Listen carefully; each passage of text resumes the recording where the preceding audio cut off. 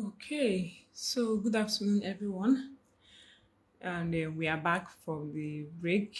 We're supposed to do this at 1 p.m., but I couldn't get the network to do it. So I guess we are still on track. And let me say, welcome to our live section today. I can't see anybody, but I know that someone will join me shortly. Forgive me for my sweating. I was rushing to come and set up myself, and I'm sure I'll cool off by the time the AC on is circulated well. So this section is not a section I wanted to miss for any reason. It's not a session that I wanted to do with a bad network. So I decided I was going to wait until the network comes back so that I'll be able to do it and do it well. Right? So we are talking about what marrying early is not. While we want people to get married on time and get married at the right time, and also have the right knowledge to do that, also understand that there are some misconceptions, there are some lies that people believe, there are some lies people run with that are not really the truth. So it's important that while you are trying to teach something, that you also understand the other parts of it. So we're going to be looking at some of those misconceptions, and then we will ultimately come to the point where we'll now look at, okay, what is it really about? If it is not this, then what is it? Right? A lot of young women want to marry early, but many are running towards marriage for the very wrong reasons. For the very wrong reasons. So many people are going about, their desires to get married early the wrong way. So it's important that you understand what it is that you're doing, right? And also know what it entails.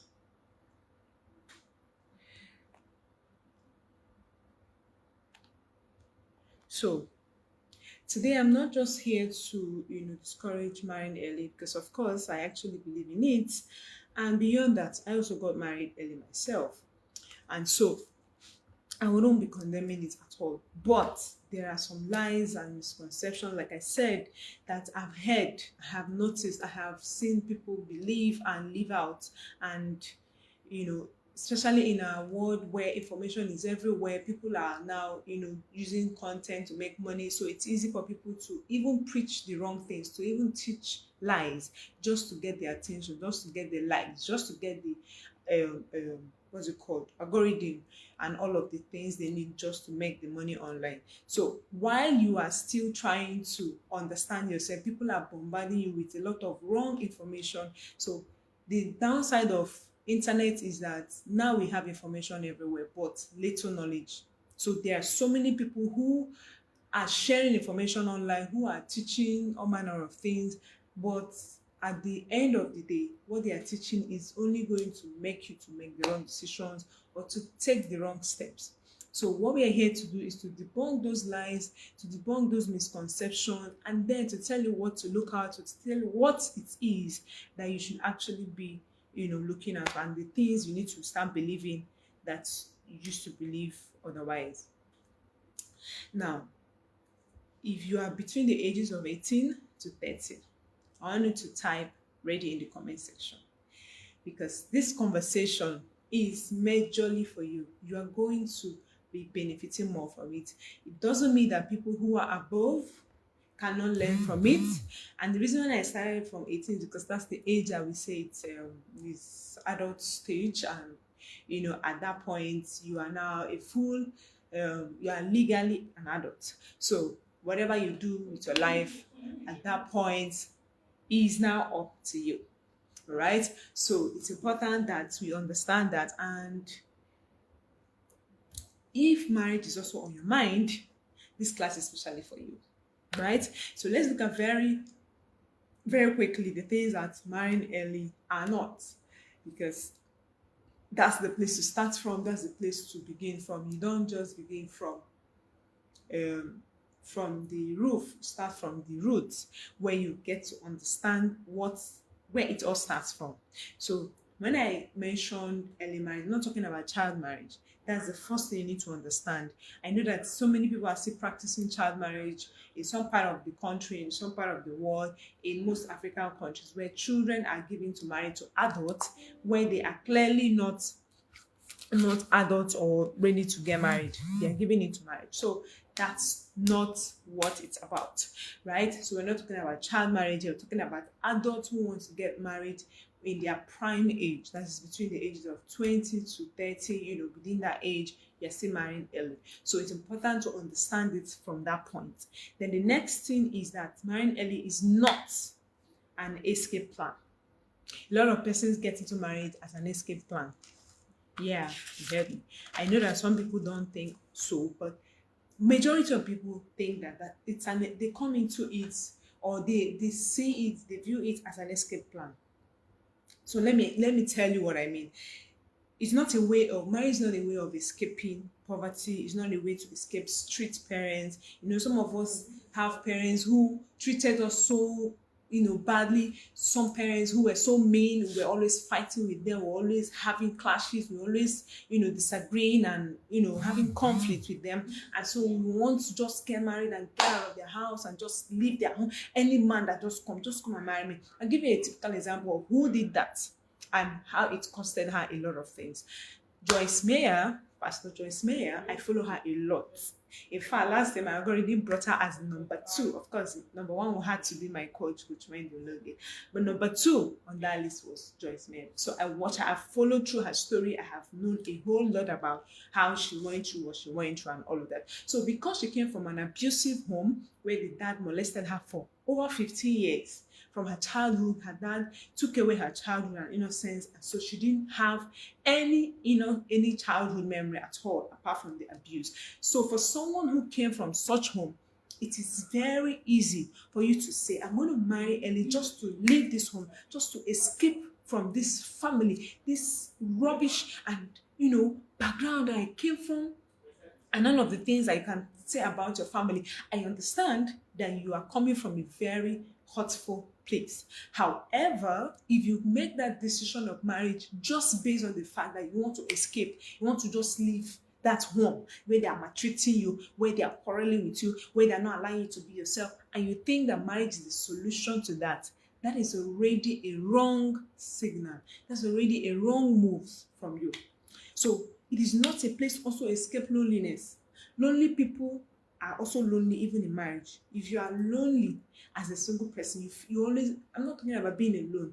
You should be alone. But what Bible says is that it is not good for a man to be alone. Not that it is not good for a man to be lonely. You should be alone at some point in your life. However, if you understand the point where you need to now move from being single to be married, then it's a journey, and it's a purposeful journey at that. So it's not just something that you bump into. It's not something that happened by chance. It is something that you prepare yourself, you walk through the journey, and you are doing it with a clear eyes. Not because someone coerced you, not because you got pregnant for someone, but because you knew that it is about time I did this, and this is why I have to do it at this particular time. Recently, someone sent me a message of a survey they're doing about why did you get married and the time you got married, and I was able to say it without even thinking about it because it has always been in my head. I knew it at the tip of my finger before even before I even saw who to marry. So it is not something you wake up because you have seen someone and now decide, okay, let us do this. No, it is something that has to have been in you. You have to have been working on, you have to have been following through, you have to have been living like it before it eventually happens, right? So it's not also a means to escape responsibility. Maybe they always send you on errands in the house, you're always the one cleaning up the house, you're always the one cooking out the cooking, you're always doing so many things, and so you just want to leave. You just want to leave your home and just go and marry. Like if you marry, you won't have responsibility. Joke. If you marry, the responsibility doubles because right now nobody is sharing it with you. I remember one joke I used to tell my sister. I said, okay, now that we're living together, when we're still single, both of us she's married now, I'm also married. So when we're still single, we're living in Port Harcourt, and how we should drink, who will do this one, who will do that one, who will cook, who will wash clothes, who will wash toilet, and we're like, okay, when we eventually marry different men, because we're going to marry different men, who is going to be sharing it for us? I mean, it is now all your responsibilities. taking care of children, cooking in the house, cleaning the home, doing all the homework, doing every single thing, going to the market. It's still you that will do it, and you will do it without complaining. So imagine that you're coming into that marriage with that wrong perception of I want to escape responsibility. Why some people might have maybe spouses that don't mind them getting all the help, having cleaners, having nanny, having cook, having this, having that, having that. In all of those things, you should still take charge as a woman of the home, because you're not just going to be doing it for yourself, you're going to be doing it to teach your own children. Except, of course, you don't want to have children. You just want to hold yourself and your husband. Okay, that's fine. You can have all the help you want. However, you have to still be responsible for things in your home. Even if you will have those people do it, maybe you arrange the whole thing, you will put structures on who does which one now. And it's still responsibility. So you can't escape responsibility in life just by wanting to get into marriage. It will even overwhelm you because you weren't prepared. But those that are prepared to take responsibility of what happens in their home and everything, it makes it all easy for them to, be able to move on and do things the way they like, right? So the next thing is people that want to escape their current pain. Maybe you're facing a challenge, you're going through emotional pain, and you think, oh, let me just find one person and marry. Or someone just comes by your way and go with them. So I was talking about Joyce, and I said, I didn't finish that story. So she married the first man that ever said hi to her because she wanted to escape the family. Because of the abuse that went on in her family for so long, she lacked love. She felt she would never be accepted by anyone. She felt she would never be loved for who she is. She felt she must do something to make love. She felt nobody would ever love her. So the first man that came her way, she packed and married the person. And of course, that was a very big mistake, because you know what? When you make decisions out of desperation, no matter what the desperation is, whether because you are getting older or because you are escaping from something, you will make dumb decisions because you will not be making it with a clear mind. You won't be making it with clear thoughts. You'll just be making it out of impulse, out of the way you're feeling at the moment. And emotions are fleeting. They will come and they will go. So you must be careful when you are making those decisions out of impulse. So she married that man and he tortured her. He dealt with her. He was abusive. He was cheating on her. He was running away and he would disappear in the home. I mean, the husband then was someone we would typically call a narcissist in our modern day world. Because of course this happened over 60 years ago. Her current marriage is 59 years this year, so you can imagine how long that was. So she got in and she saw that it's not by escaping the wrong family. So you are now moving from frying pan to fire. In your own father's house, at least you had hope that you come and marry somebody. But here you are in a torture marriage, in a marriage that is draining you emotionally, physically, financially. The guy even went as far as pushing her into stealing money to give to him. And of course, she confessed that she eventually took the money back when she repented and God told her, go and return that money. She went back many, many years ago and said, I did this and this is the money. So what am I trying to say? At that point, if someone told her that you're going to be making a big mistake, if you continue and follow this person, she wouldn't have believed it. So but now, in hindsight, she knew that that was a wrong decision. So I'm telling you, before you go in, before you have to start telling the story later or years later, and God saved her, of course, because there are some persons that would have died in it. But she was lucky. Of course, she was favored because of maybe what God wanted to do with her.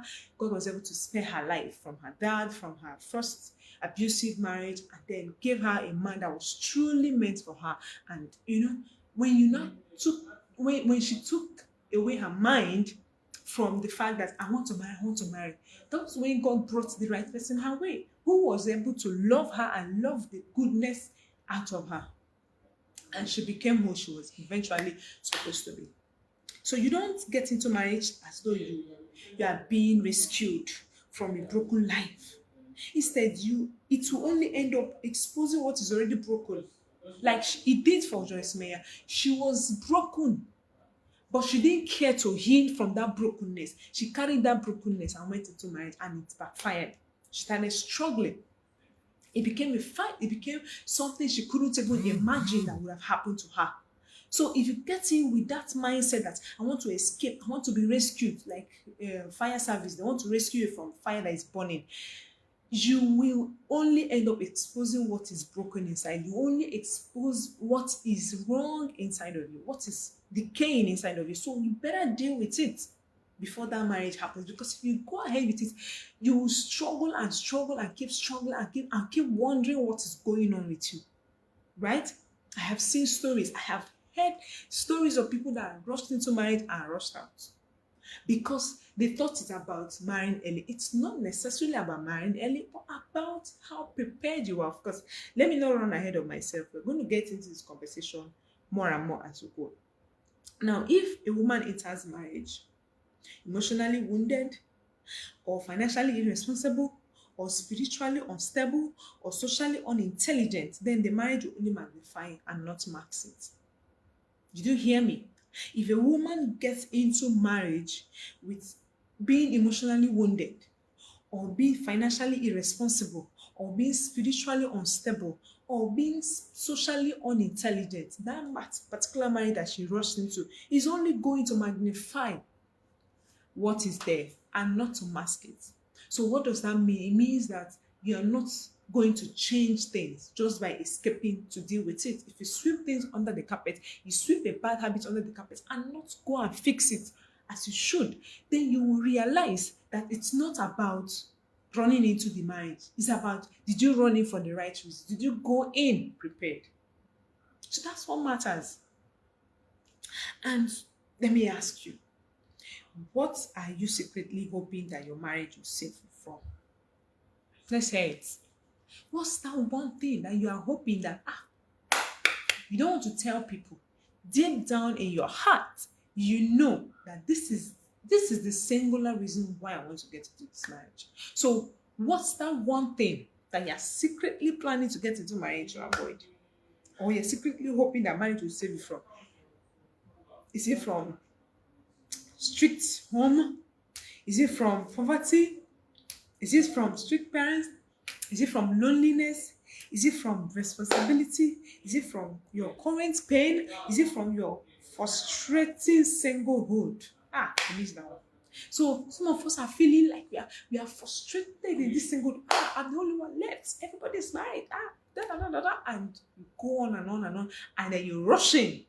By the time you're rushing, that's how you rush out. Right? That's how you rush out. So you have to be very careful. You can't run your life like it's a rehearsal. You have to run your life like it is the full. This is the stage. You're on the stage from day one.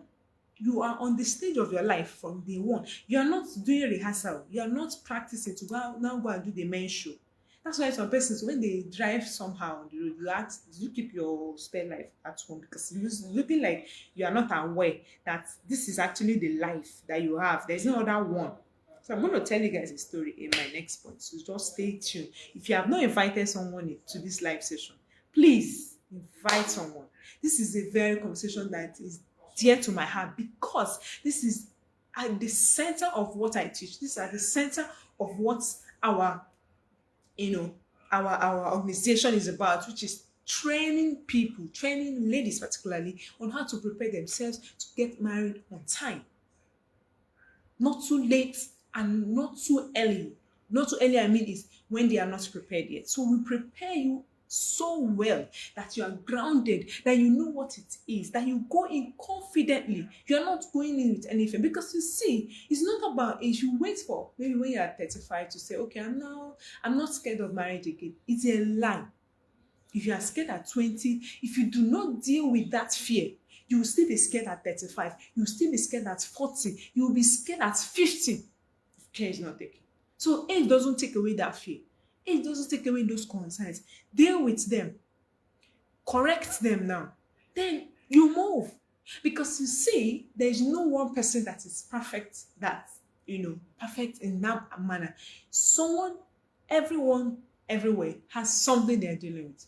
So, but your preparedness is what will make you to stand out and know, okay, I've coming to help this person. This person is also coming to help me, and together we'll build a force that even the enemy cannot even break. All right? So that's what this conversation is about. So if you've not invited someone, do where to invite someone, and like this video, share it right away, and I want to see your comments in the comment section if you are catching the fire already. So number 2 thing that marriage is, early marriage or marrying early is not, is that marrying early is not a proof of maturity. It's not a proof that, oh, I'm matured. Because I know we have, I know that we have people who show maturity at a younger age, but it doesn't mean everyone at that age is matured. Right? And matured enough for marriage. So age does not equate to readiness. It is preparation that does. No matter your age, if you're not prepared, you're not prepared. If you're dealing with things that you should have dealt with in your 20s, I couldn't deal with them, and then you end up at 35 and you've still not dealt with those things, you are still not ready. It doesn't matter your age. And that's why God will allow some persons to get to a certain age before they get married. Not because God wants to punish them, because they've not even shown that way. God doesn't want to hand you over a man who you can't manage. He doesn't want to suffer his sons. He doesn't want to suffer his daughters. For the men watching, it's not about whether you are old enough or not old enough. It is about the preparedness. So your age doesn't equate to readiness. It doesn't equate to marriage coming your way. If you are not prepared for it, you are still not going to get it.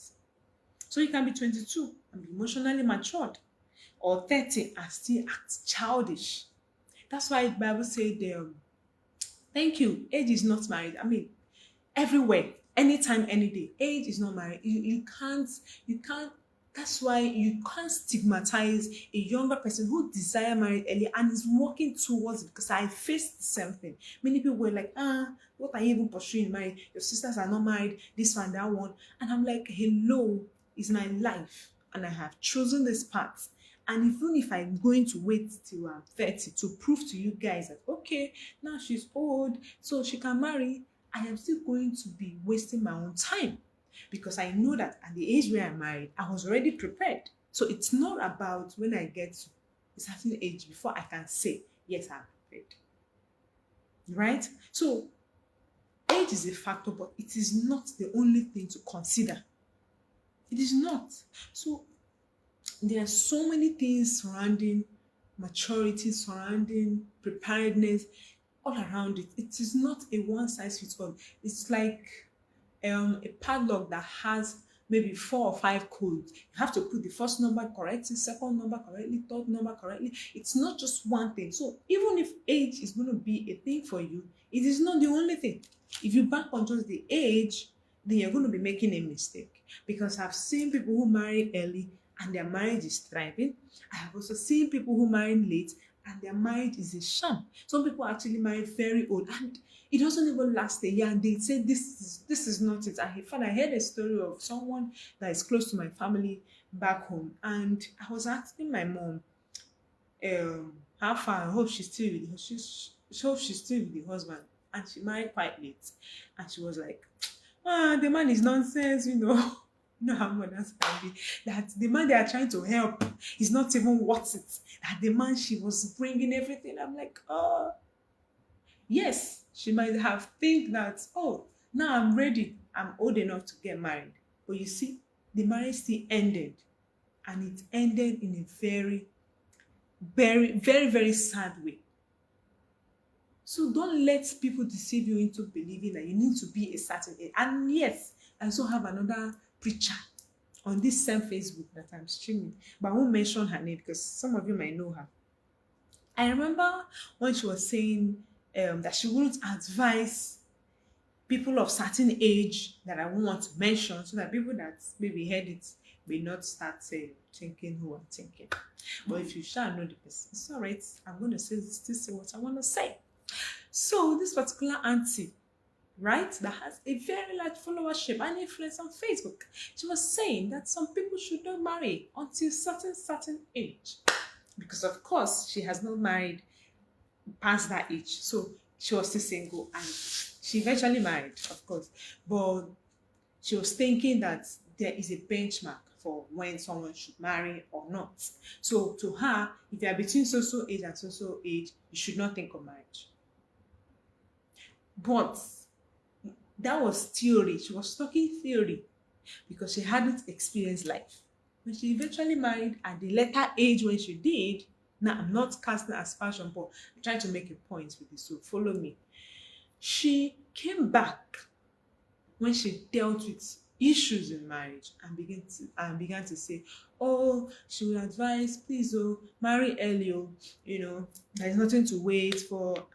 And that's why you need to know yourself for yourself. Don't People will tell you things out of their own experiences. People talk based on their filters, what has been filtered through them.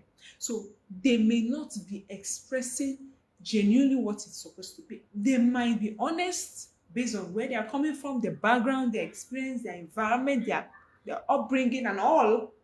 However, you need to watch it and make sure that you are not also going to be receiving someone else's trauma, because they might be talking from the place of their trauma and you won't even know.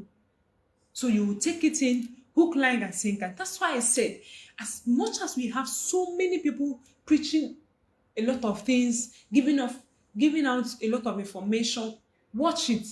There could be little or no wisdom in those informations. So what you should be looking out for is wisdom, not information. You can't bank on what you are seeing online, especially not in a curated platforms that are verified and authentic with what they teach. If you just go for random stuffs, people saying whatever they want to say, then you are going to be making a mess. You will have so many things bombarding your head at every given time. So you are not struggling. Which one should I take? This person says marry at this age. This other person. So like this person that said don't marry at this age, and later came back and said you cannot marry at this. So why? What changed? That's what you should ask yourself. What changed? Why did they not change their language? All right. So here's what true maturity really looks like. It shows in your emotional regulation. In your emotional regulation skills. So you need to have emotional regulation skills. You need to be able to name your emotion. You need to be able to express your concern and your feelings without outbursts, without, hitting on the person, without making the person look small, without condemning the person. So you attack the behavior and not the person. Number two thing is that you have your ability to stay accountable to a system. If you are not accountable to a system, you are not accountable to anyone, if you are not accountable to God, then you are not mature yet. The third thing is that you have to have excellent communication skills. You need to be able to express it. You need to be able, of course, communication skill is not what you grow into just one day. It's not something you acquire in one day. It is something you work on consistently. You need to continuously improve on your emotion, improve on your communication, improve on your accountability skills and all. It's not a one-off thing. However, it needs to be that you are on a journey. You are even working on yourself to make sure that you are improving on those areas on a daily basis. You can't hope to communicate the same way you communicated 5 years ago in today's world. Do you know that so many things has changed in just the last 1 year? In fact, since this year, so many things has already changed. So if you are banking on the knowledge you had about communication 5 years ago, you are wasting your time. Now, children don't understand communication the way we did when we were growing up because the pattern of communication has changed. There's now AI. How many of us were born in the era of AI? Is this generation? Is this Gen Alpha? And then part of Gen Z? So you can't hope that your communication is going to be top notch if you are not constantly improving on it. Now, your sense of discipline. Now, discipline is not being able to beat people and say, I don't tolerate nonsense, I don't take trash, I am very, very strict. That's how our parents portrayed discipline to us. And then it was just camouflage. The actual discipline is their being able to control themselves when they are upset without taking it out on us. It is in their not cheating on our parents. They are not cheating on our parents because some of us grew up when the father was cheating on the mother or the mother was doing all sorts of things and we thought that was okay. right? We made excuses for that.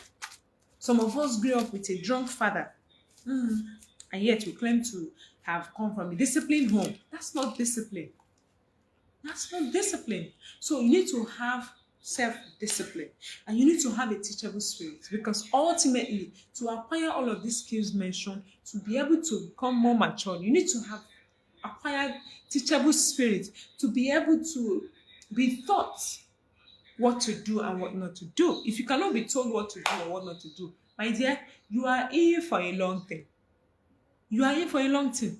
If you are going to fall into a ditch, even the Bible says that he that is often rebuked and is hardening his heart, in 1 second, he shall be taken away. He shall be cut off, because he doesn't recognize when he's being told what he needs to do. So you need to be careful. While you may not be perfect in all of them, you must, show readiness, willingness to build all of them, all into who you are.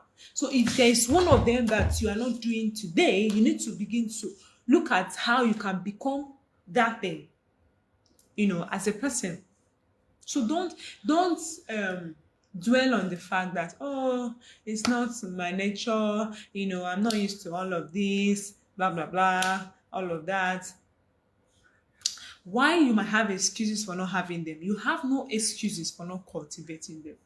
So a ring on your finger does not mature you. Readiness does. I'll say that again. A ring on your finger does not, mature you. Readiness does. So it means that even if someone has given you a ring already, it doesn't translate to maturity. It doesn't mean you are not matured. It simply means you have work to do. So you need to prepare yourself. You need to show readiness. You need to show readiness. Now, so you can be given a ring that you are not ready for, or you're not even prepared for.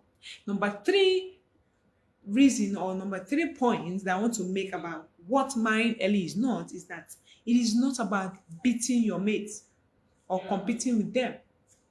So marrying early is not about being able to be first person in your circle that got married early. Right? Because a lot of people go in like that and they cry foul. Like they cry a cry of regret, because they have entered into something that they didn't know what it was about. They were not prepared for it. So you need to be careful. You're not competing with anyone. Your destiny is your destiny, and you should run it like your own. Don't start trying to outsmart or outbeat or outrun somebody. Stay on your lane. Focus on your own focus. Leave every other person. It is you and yourself. You know what God has told you. And that was why when people were trying to dissuade me, some persons that of course, key persons in my life, they were not just random people, were showing the concern that, are you sure you want to marry to anyone? I said, yes, I do, because I know what God has called me to do. And I'm going to do it, even if the public do not give the approval. And of course, who cares about the public if I have the approval of God? If you get public approval and get no approval from God, then it's a big problem for you.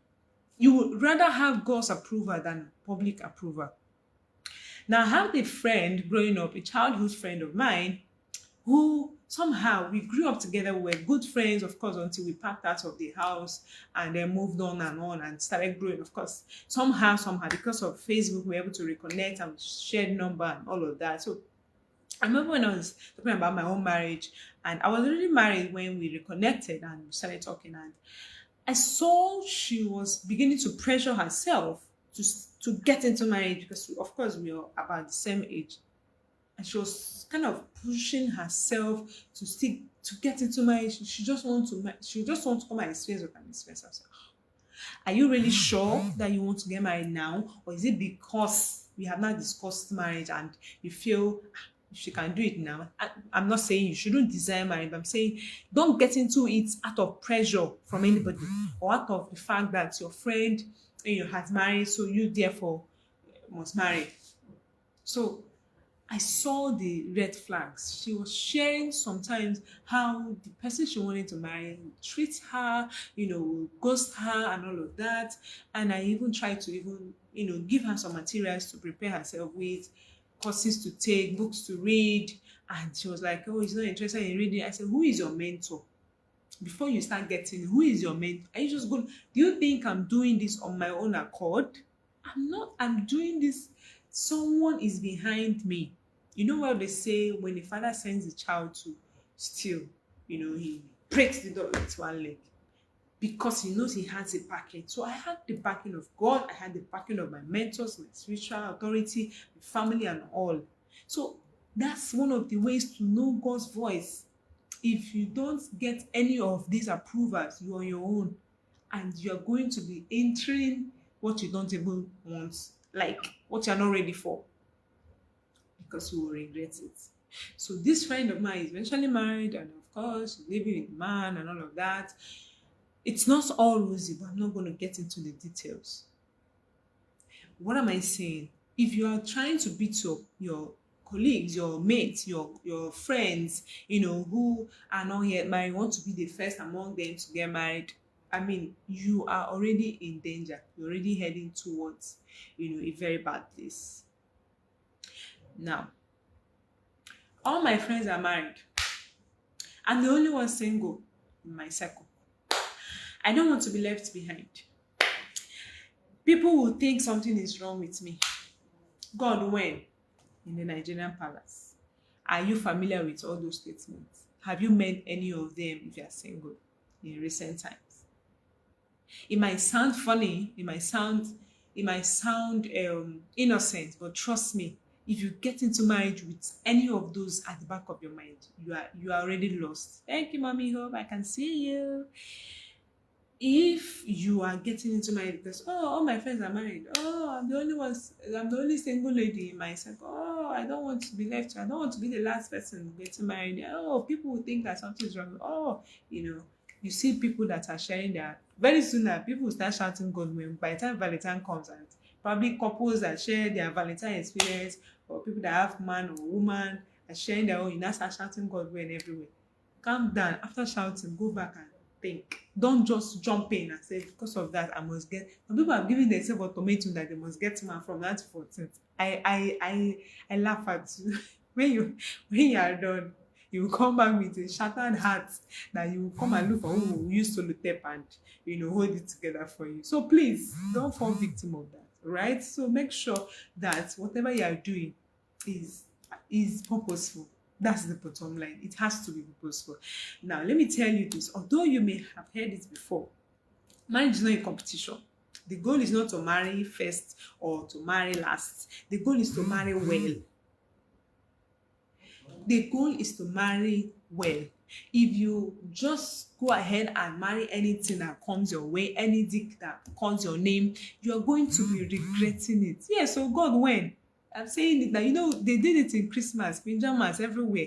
People were shouting, God, when, God, when. Now they're going to do it again in Valentine. People are still going to be pressuring themselves. Some persons are going to be getting some hot breakfast served them on the Valentine's Eve. So you better be careful so that you don't fall victim of any of that. So don't be seeing marriage as one competition to confess and get the medal. There's no medal anywhere. In fact, some persons are better off as single than married because their life gets shut down completely. By the time they get married, their destiny is thwarted just because of the person they married. They will prefer that they were single and enjoyed their single life. In fact, serve God very well, because when you're married, you will not be struggling. Your attention is, even Paul wrote it, if you're single, you are better off to serve God. JJ. Because now children will be dragging your hand, your husband will be dragging you, your wife will be calling you, your family member, your in-laws, you will have so many attention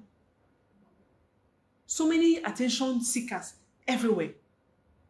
But if you're single, you have all the time. You can wake up when you like because you prayed overnight. Now, in this period of fasting, everybody is fasting. Some people are not even fasting because they are breastfeeding. You see? They're breastfeeding, they cannot fast. They cannot see, they will see God's face, but somehow they cannot do that extra part. So why not enjoy your singlehood and make sure that you don't run away from it? You walk out with its pride. And when you look back on your singlehood, you will be like, I'm so proud of myself in my singlehood. You still celebrate your singlehood even when you're married because you know that I enjoyed it. I had fun. I made the best out of it. And not that I was trying to rush out. There's no competition. Ask those that are married. All those things that you want trying to get into and you go and start enjoying. Some persons don't even know what it feels like again. Marriage has lost taste in their mouth. Some people are like, I'm just here for my children. You don't want that. You want to be in the marriage for the person you married. Not because they are now children or let me just stay. Once my children grow, I will leave. Do you know that many people are in that category? So if you don't want that to be your case, please don't rush into marriage without knowing what you're getting into. I still had someone confide in me some days ago when I shared something on my timeline, how she's planning her move to leave the marriage. I'm like, my eyes popped because I'm like, I remember the pictures and all of that. So what happened? And it turned out that the man was not who he claimed to be. And of course, she got married early. And I'm not against it. I did. However, my question is, how were you prepared for that marriage? Who counseled you? How many books did you read before you got into that? Are you just going in blindly and hoping that magic will happen? The person was not bad when they got married to you. They were already like that. Now you don't get eye conscience. Let me add small pidgin to it so that you people will understand the gravity of it. Right? So you need to look beyond what you're saying. You need someone, an extra eye to see what you cannot see. Because sometimes you are carried away. You are seeing all the good things about the man. You don't even say anything. I mean, many people, you can relate, but you don't know that the man used to snow. You don't know that he used to splash soap everywhere. Now, you don't know that the man is disorganized. You don't even know that that people smart you to smell in the morning because anytime you pass in, you're always brushed up and you have arranged yourself very, very well. When you now eventually marry, you say, in the morning, and you need to kiss the person first thing in the morning, and you're like, how do I do it? How do I do it? This person is not giving me what I want. That is what you need someone to tell you. Get it into your score before you get into that. Because if you don't get it, you'll be shocked. And every day you'll be receiving shock until your shock absorber spoils. And you can't even continue. So what's my point? Get a mentor into your life today. We are getting there. Just stay on this conversation. Are you catching the fire already? Because even me where I am, in all the AC, I'm still feeling the heat. I'm still feeling very hot because I don't know what this conversation is getting into. I'm trying to be very gentle, but let's continue. Now, early marriage does not, early marriage done wrongly will lead to early regrets, will lead to silent suffering, will lead to emotional exhaustion. Thank you. She said, they don't flow. Oh my goodness. I'm actually ashamed to say that one. So I needed someone to help me say it because it's very strong in my mouth. You don't see all those parts. That's why you need so. We are telling you now. I know you will still know. You say, he's too fine. He's a very handsome man. He's very beautiful girl. She cannot be doing like that. Some of you think that the person you're going to marry doesn't even use the toilet at all. You will know. Anyways, conversation for another day. So if you go into early marriage in a wrong way, you will meet early regrets.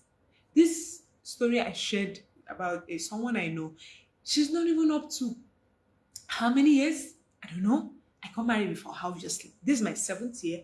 She's not even up to 5 years or at most 5 years. And the regret has come in already. Like, it was served early.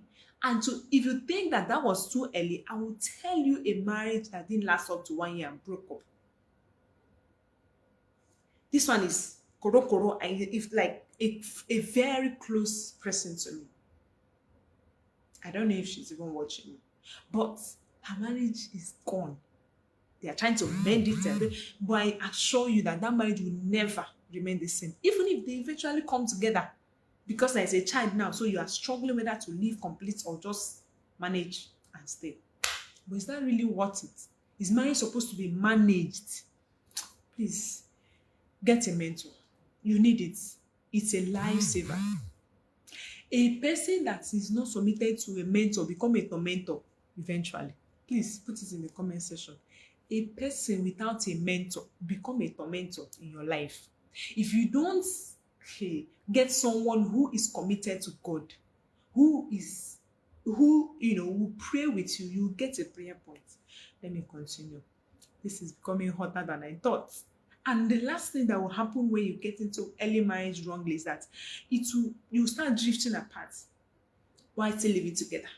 So people that break up, it didn't just happen. It's not a sudden death. No, it's something that started gradually.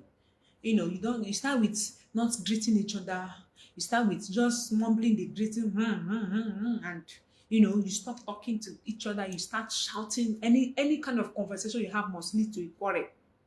If you must end your conversation with fights, that is already a red flag. You are beginning to drift apart. Watch it.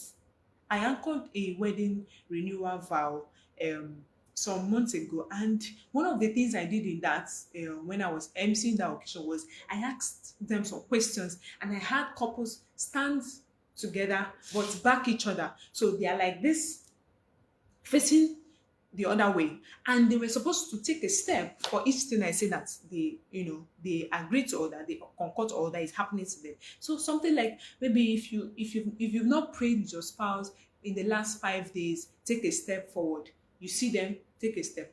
If you have not been playing with your spouse, take a step forward. You see them. By the time I was done with all the questions, they were like, and I said, okay, you know what? Everybody turn and face your spouse. You see how distanced they've gone. That's how drifting starts. It doesn't start overnight. People don't just wake up and say, I'm going to file a divorce. Something started happening that they didn't take notice of. When you drop an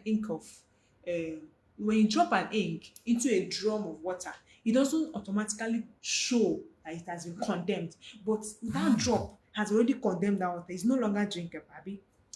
But you can still see that this water is clean. There's nothing wrong, especially if it is a big water. So it's difficult to even notice. But if you keep dropping that ink, dropping it, after a while, you will notice that, when did this water change color? It didn't change that time you saw it. It has already started changing. It has happened long before. You just did not notice it. I don't have enough time for this conversation, but I have to move on. Now, the fourth reason, or the fourth point, is that marrying early is not a substitute for personal growth. Many people grow up and they think that just because they are grown means that they have actually developed themselves.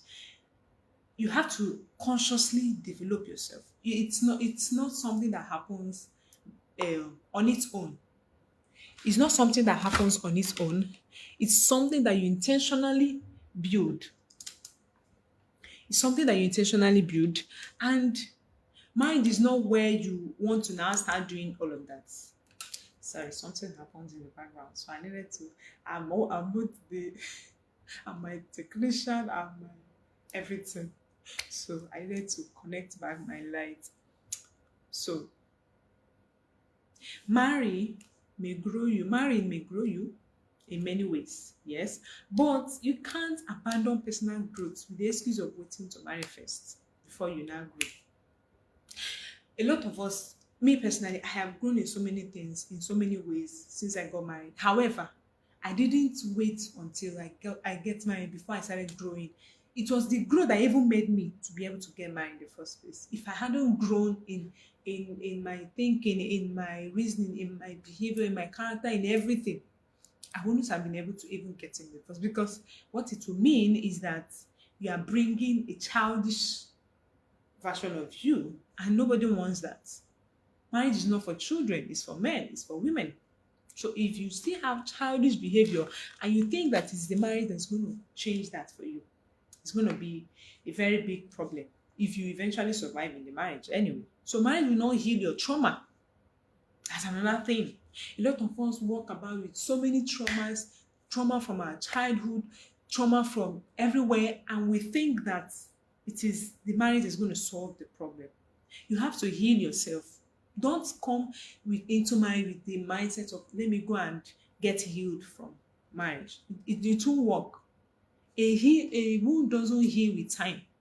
If you do nothing about the wound, it will remain like that. You can't abandon your personal growth till you get married. Exactly. You can't. You have to be actively working on yourself. You have to be actively growing.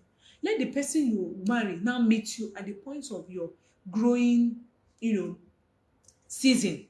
That makes a lot of sense. Then you continue because marriage is not a destination. It's just like a vehicle that continues to take you to where you're going. So it doesn't end when you now marry. Even though some person's growth ends the day they get married because they now leave themselves. They now abandon themselves. I know that there are different seasons of life, and at some seasons, it might look like you are in one place, but don't be deceived. You can be in one place and still be developing yourself. You know, when some of these reptiles shed off their dead skin, or birds, some birds like a penguin that sheds off their old feather to be able to have a waterproof feather. If they don't go through that season, they won't be able to fly. And if those reptiles don't shed off the old skin, they won't be able to move easily. They will die. So that's what renews them. So I'm trying to say, as much as, yes, it's important that you come to a point where you might need to slow down a bit, especially when you've gotten married and have little children.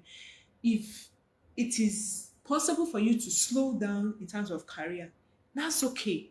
And you need it, but it shouldn't be that you're no longer growing in those seasons. You can still be growing. There are things to do online. There are books to read. You don't need to be going out to read now. You can read from your house, Abby.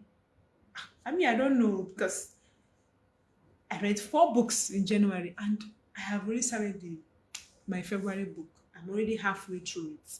So just because you're at home doesn't mean that you won't be able to do anything. You won't develop yourself.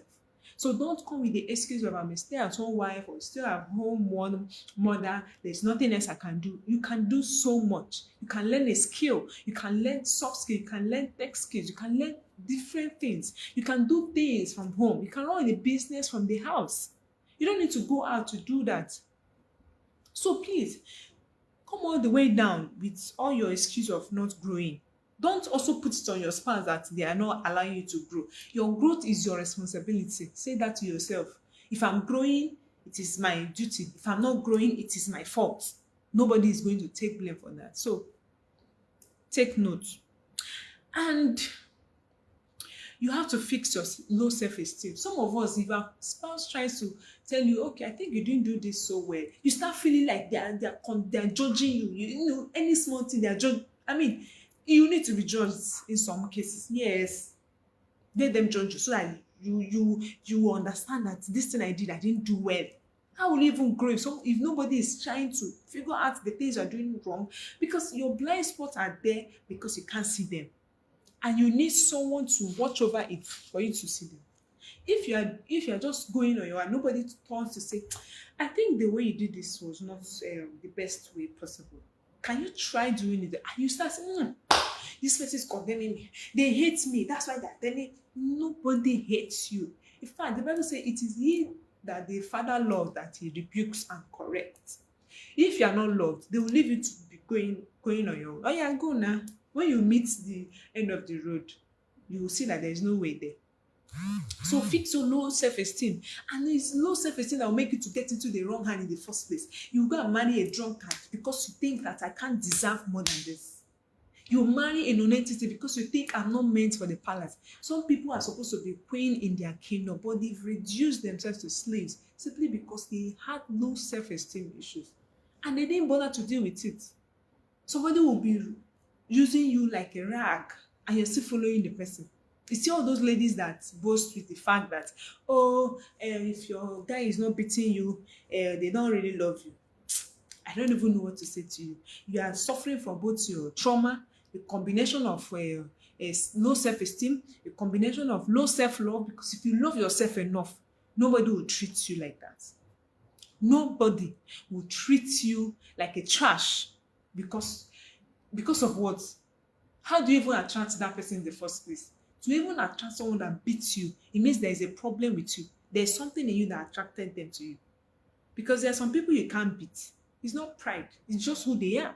And that's because they have lifted themselves to a certain level where they can't even interact with those people who will see them as a punching bag. It's self-preservation, it's not pride. So you need to know, have I dealt with my self-esteem issue? Have I dealt with my low self-confidence? Have I dealt with my past trauma? I need to also know your purpose.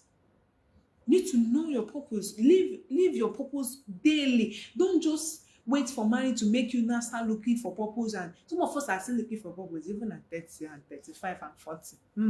You know yourself. So if you are not sorted out those things, don't bother, because you're going to be getting into something that you would regret. Now, if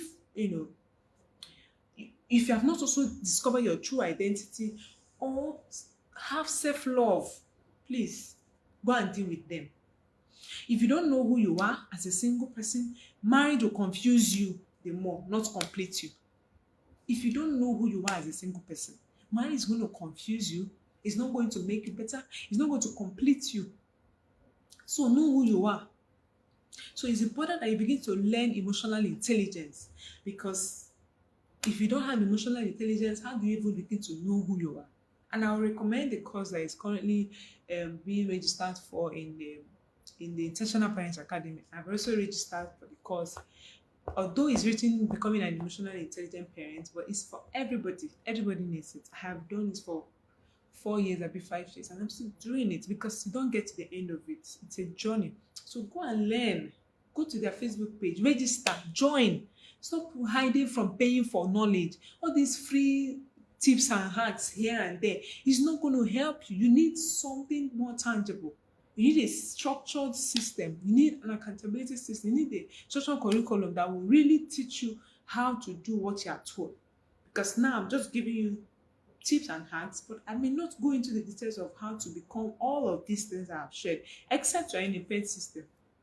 I mean, there are some things that should be paid for before you can have them. So don't hope for free things alone. Now, learn feminine wisdom and how to use it effectively. Women have power. Hey, you don't know about it. Women have power. And you need to understand that early enough to use it meaningful and effectively. That was what Esther used for King Ahasuerus. What do you think made it possible? Yes, she fasted, she found favor in God's eye, and God made it possible for that to happen. But she still needed to do a work. She still needed to press her feminine buttons. She needed to know how to get into the man's heart before the man can give in to her. So she didn't just go and start crying and no. You have the power. Use it very well. Some people are using their own, like Delilah. They use it for the wrong reason. It's still the same power that Delilah had, but she used it wrongly. So power in the hand of the wrong person will still yield the wrong results. So Esther had the same power that Delilah had, but the way they use them, of course, is clearly different. So you have to choose the one you want to be. Now, you need to learn and set clear boundaries for yourself. Some people don't know how to keep boundaries. Some people will barge into you the way they like. Some people will come and be dragging you for what does not concern you. It is up to you to set boundaries for yourself. And even when you get into marriage, you need to set clear boundaries between you and your spouse and every other person in the world. Don't just let people to get into your space anyhow and just pull you out and say things and do things anyhow. If people can get into you anyhow, it means you don't have walls. You're sitting without walls and you don't have boundaries. So please set boundaries. It's not you trying to be mean. You even need the boundary to be able to love people well. Because if I set boundary, I know, okay, don't put fence in your house now. You don't know that fences are boundaries. They show where your own power stops and where my own starts. It shows where my right starts and where your own stops. If there is no boundary in a house or in houses, people can just walk in into their neighbor's room and say, I did not know, Shebi is open. That's how you live your life if you don't have boundaries. So set clear boundaries for yourself. Put a stop to some things. Set lines that people should not cross. You get to this point, you stop. If you cross it, you attract consequences. Then I can come for you. You're the one that crossed the line. Abby, Even countries, they have boundaries. From here to here is our own. So stay away. If you pass it, whatever you see, you take. I'm not saying be violent, but you have to set those boundaries and make it clear so that people will know and respect it. Because if they don't respect it, then it means they shouldn't be in your space. All right? Learn communication skills. Learn how to communicate because your life depends on it. Communication is one of the biggest currencies in life. If you don't know how to communicate, you are going to struggle in relationships because you will always be losing people. You hear some people say, this person is always communicating so angrily. They're always upset. It's as if they're always angry every time. Even small talk like this, their voices are always high. And you're like, calm down. We still gentle talk and, but the way they're shouting, that's lack of communication skills. They don't know how to manage their tone and everything. So please, dear young lady, learn how to communicate, all right? And you have to also begin to discover and live your purpose every single day. I need to run now. The last point on this conversation is marrying early is not blind submission or subjugation or suffering rather. It's not blind submission or suffering. This is very important to understand as a young lady because early marriage is not modern day slavery, but some people have made it one. You don't get married to someone that will turn you to the next furniture in their house. You want to marry someone who understands that you have to submit wisely with a clear eyes, not blindly. And you are not to be subjugated because they are two different things. It is not, enduring abuse, both physically, emotionally, financially, spiritually, just to keep your peace. Because some persons, you think abuse is only physical. There are people that torment you emotionally, abuse you, say words that you start looking at yourself like, is this me? Like, you lose yourself. Financially, they withhold things that should get to you. They don't give you support financially that they should give you. That's financial abuse. Financial abuse. All right, so don't let marriage be that for you. That's not what marriage is about. So marrying early and you now become silent just to keep peace and be safe because some people are like, I'll not talk before they give me slap. How do you do it? Because you are expressing yourself, they'll give you back slap.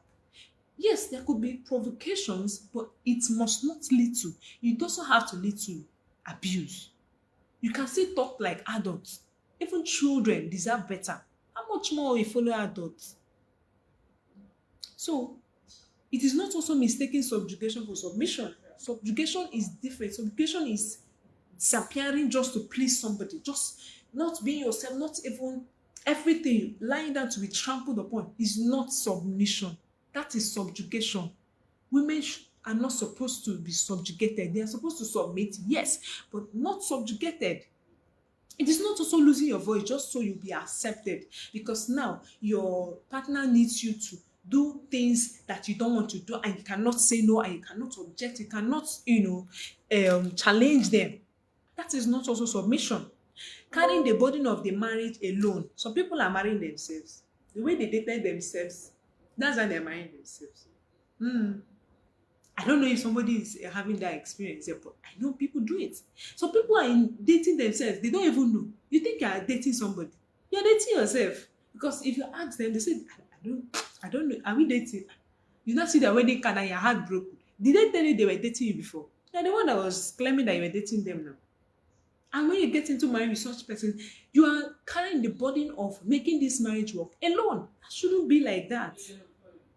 So, you need to learn how to submit the right way. Because submission without wisdom becomes slavery. Submission without wisdom becomes what? Slavery. Put that in the comment section. Now, love without safety becomes suffering. Love without safety becomes suffering. And a healthy early marriage is a marriage where there is abundance of mutual respect. Listen to this. This is a very important part of this conversation.